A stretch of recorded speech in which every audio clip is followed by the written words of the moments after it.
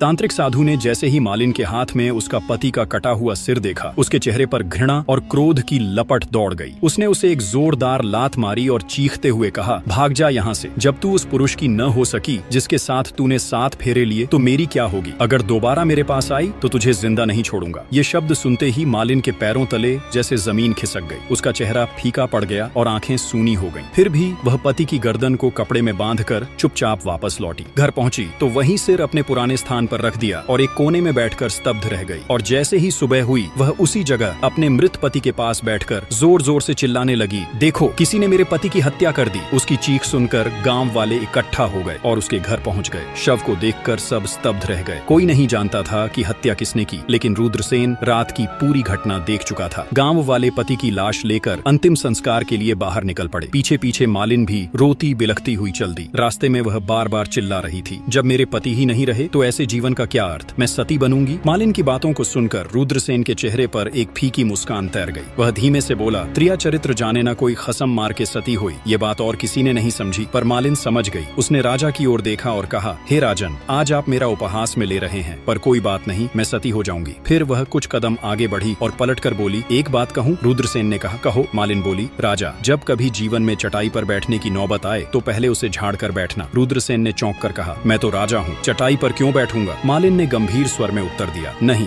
जब भी समय तुम्हें वहाँ ले जाए तो चटाई को झाड़ना मत भूलना। रुद्रसेन ने सिर हिलाया, ठीक है, जैसा तुम कहती हो। इतना कहकर मालिन अपने पति के शव के साथ सती हो गई और रुद्रसेन उसकी चिता का अंतिम संस्कार करवा चुपचाप लौट आया, पर उसके मन में चटाई वाली बात अब भी गूंज रही थी। इसी तरह पूरा दिन बीत गया। रात होते ही रुद्रसेन ने फिर से वही मोतियों की माला अपने गले में डाली और अपने गुरु की बात याद करते हुए उत्तर दिशा की ओर उसी स्थान पर जा खड़ा हुआ जहाँ पिछली रात खड़ा था। लेकिन इस बार जो दृश्य उसने देखा वह उसे भीतर तक हिला गया। उसकी 7 पत्नियां अपने अपने हाथों में भोजन की थाली लिए उसी तांत्रिक साधु की कुटिया की ओर जा रही थी। ये देखकर रुद्रसेन के पैरों तले जमीन खिसक गई। वह मन ही मन सोचने लगा कि यह सब क्या हो रहा है। तभी उनमें से एक रानी की नजर रुद्रसेन पर पड़ी, पर माला के प्रभाव के कारण वे उसे पहचान नहीं सकी। रानियों में से एक ने धीरे से कहा कि यह लड़का इतनी रात को यहाँ क्यों खड़ा है? फिर वे सब उसकी ओर मुड़ी और उस पराये से लग रहे युवक को पास बुलाकर बोली, कृपया हमारी थोड़ी सहायता कर दीजिए। उनमें से एक रानी बोली, इस सामान को उस कुटिया तक ले चलो। बिना कुछ सोचे समझे रुद्रसेन ने वह थाली अपने हाथों में ले ली और 7 रानियों के पीछे पीछे कुटिया की ओर बढ़ गया। जैसे ही वे सभी उस तांत्रिक साधु की कुटिया में पहुंचे, रुद्रसेन ने मौन रहना ही उचित समझा। आगे की भाग देखने के लिए चैनल सब्सक्राइब जरूर करें